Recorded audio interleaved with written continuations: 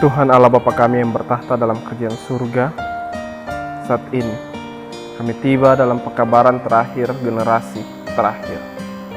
Kiranya Engkau masih tetap bersama-sama dengan kami dengan kuasa Roh Kudus-Mu untuk terus mengingatkan kami betapa kasih-Nya Engkau kepada kami, bahwa Engkau adalah Allah yang tidak pernah membiarkan kami.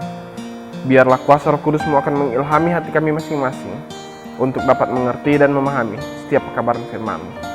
Sembunyikanlah hamba di balik kemuliaan kayu salib-Mu, sehingga biarlah Engkau yang semakin besar dan hamba semakin kecil.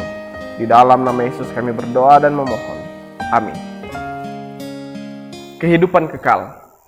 Apa arti dari sebuah kehidupan yang takkan pernah berakhir? Begitu banyak cerita-cerita fiktif atau film-film yang diproduksi menceritakan saat dimana orang-orang mencari kehidupan yang takkan pernah berakhir. Setiap usaha dilakukan untuk memperpanjang umur. Namun sayangnya, pemeran antagonis atau pemeran penjahatlah yang sering diceritakan yang berusaha untuk mendapatkan kehidupan yang kekal tersebut. Lalu bagaimana dengan pemeran utama? Selalu memilih untuk memiliki hidup yang singkat, namun berarti. Nyatanya, firman Tuhan menceritakan tentang hadiah yang terindah bagi umat manusia, yaitu kehidupan kekal. Sementara setan berusaha memutarbalikkan pola pikir manusia, membuat manusia berpikir bahwa kehidupan kekal adalah hal yang membosankan dan hanya orang-orang tamak yang menginginkan kekekalan. Benar jika hanya satu atau dua orang yang memiliki kesempatan tersebut. Benar jika hanya kaum elit yang dapat memiliki kesempatan untuk memiliki kehidupan yang takkan pernah berakhir dan mengorbankan orang lain yang tidak berarti apa-apa menurut pandangan dunia, menjadi korban atas apa yang ingin mereka capai. Namun firman Tuhan tidaklah demikian. Allah rindu memberikan kehidupan kekal bagi setiap suku bangsa, setiap orang tanpa terkecuali. Tidak ada status, suku, ras, maupun budaya yang akan membedakan janji kehidupan kekal itu yang akan Allah berikan. Saat terjadi ketimpangan sosial di mana-mana, saat terjadi ketidakadilan di dunia yang telah jatuh dalam dosa, Allah menawarkan satu kehidupan yang penuh dengan kasih dan kesetaraan. Sehingga adalah tamak bagi mereka yang tidak menginginkan kehidupan kekal yang telah Allah siapkan. Mereka hanya berpikir untuk diri mereka sendiri. Mereka hanya hidup untuk diri mereka sendiri, tanpa menceritakan adanya kehidupan yang begitu indah yang telah Allah siapkan bagi kita umat manusia. Bahkan kitab Wahyu menjelaskan, bersama-sama dengan Dia kita akan menjadi raja, dan bersama-sama dengan Dia kita akan memerintah alam semesta. Pasti ada di antara kita yang berpikir, bagaimana mungkin semua kita akan memerintah? Pasti akan terjadi kekacauan, karena kita masing-masing memiliki cara pemerintahan kita sendiri. Kita masing-masing memiliki pola pikir kita sendiri. Sama halnya dengan awal mula kejatuhan Lucifer di surga. Saat dia mulai mempertanyakan pemerintahan Allah dan mulai menawarkan pemerintahan yang lebih baik bersama dia, Lucifer, sehingga terjadilah kekacauan untuk pertama kalinya di dalam kerajaan surga. Karena itu, Allah akan memastikan bahwa tidak lagi akan terjadi pemberontakan untuk kedua kalinya di surga, di dunia baru yang akan Dia siapkan bagi kita semua, dan mempersiapkan semua umatnya menjadi satu dengan Dia dalam tujuan maupun karakter. Sehingga dalam doa Yesus di Taman Getsemani, Dia meminta, "Ya Bapa yang kudus, peliharalah mereka dalam nama-Mu, yaitu nama-Mu yang telah Engkau berikan kepadaku, supaya mereka menjadi satu sama seperti kita." 3 kali Yesus mengulang doa ini di dalam doanya di Taman Getsemani. Satu sama seperti kita adalah satu.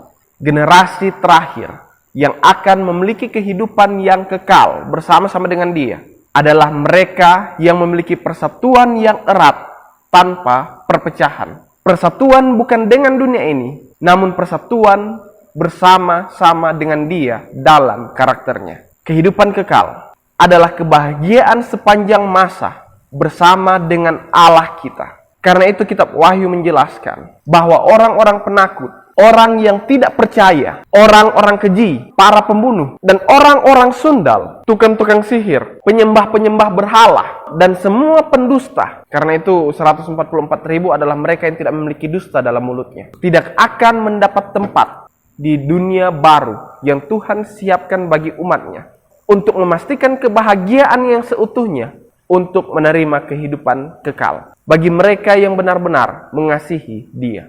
Firman Tuhan menjelaskan bahwa tidak akan ada lagi air mata, tidak akan ada lagi duka cita di tempat di mana Tuhan mempersiapkan itu untuk kita. Semua yang tidak pernah dilihat oleh mata, semua yang tidak pernah didengar oleh telinga, dan semua yang tidak pernah timbul dalam hati manusia akan disediakan Allah bagi kita yang rindu untuk hidup kekal bersama-sama dengan Dia. Dari malam ke malam, kita telah mempelajari siapalah diri kita yang sebenarnya. Kita telah mempelajari bahwa umat-umat Allah adalah mereka yang menerima perjanjian kekal dengannya.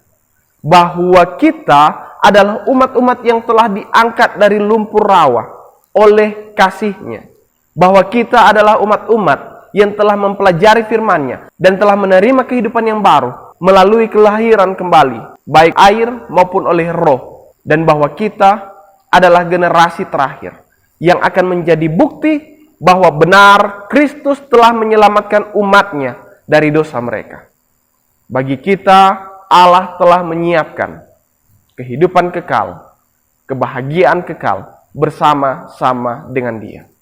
Meskipun setan mencoba mengkaburkan pandangan tentang kehidupan kekal ini, namun firman Tuhan jelas mengatakan apa yang telah Dia siapkan bagi kita. Maukah kita menerima kehidupan yang telah Dia siapkan bagi kita?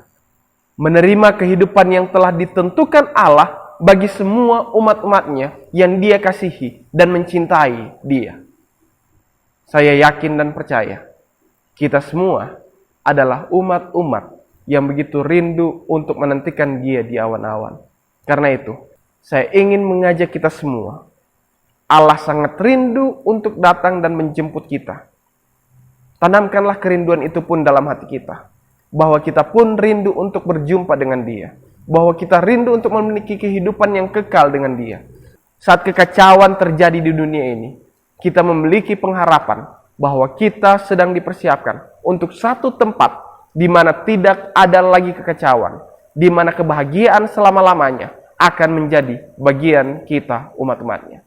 Biarlah ini menjadi kerinduan kita bersama, yang akan terus kita tanamkan dalam hati kita, dan akan menjadi komitmen kita untuk bekerja melayani Dia, mempersiapkan jalan bagi kedatangannya yang tidak lama lagi. Mari kita berdoa bersama-sama. Tuhan Allah Bapa kami yang bertahta dalam kerajaan surga, Allah kekal, penuh kasih dan penuh cinta. Allah yang telah mempersiapkan tempat bagi kami, untuk kami memiliki kehidupan kekal bersama-sama dengan Engkau dalam kebahagiaan. Allah yang tidak henti-hentinya mencintai dan mengasihi kami, memanggil kami kembali saat kami telah berjalan jauh daripadamu. Allah yang telah menjadikan kami generasi perjanjian. Allah yang telah menjadikan kami umat-umat perjanjian, yang memelihara sabat Tuhan yang suci pada hari ini. Terima kasih Tuhan, kami bersyukur bahwa di hari ini kami boleh menjalin hubungan yang dekat dengan Engkau. Bahwa hari ini adalah hari Tuhan yang telah Engkau siapkan untuk kami berhenti dari segala jerih lelah kami, dan kami memuji memuliakan nama-Mu. Terima kasih Tuhan, pada saat ini kami pun boleh mendengarkan pekabaran yang akan mempersiapkan kami memiliki kehidupan yang kekal bersama-sama dengan Engkau. Kami percaya janji-Mu adalah pasti. Karena itu, biarlah kerinduan yang ada dalam hati-Mu untuk menjemput kami, juga demikian pula kerinduan itu akan ada dalam hati kami untuk menyambut kedatangan-Mu. Sehingga kami akan bekerja, mempersiapkan jalan bagi kedatangan Tuhan yang kedua kali. Menjadikan itu komitmen dalam hati kami untuk terus dari waktu ke waktu bekerja melayani Engkau, menjadi alat-Mu yang Engkau gunakan untuk mengabarkan kabar keselamatan ini ke seluruh dunia, menjadi kesaksian bagi semua bangsa bahwa Engkau adalah Allah yang begitu mencintai umat-umat-Mu.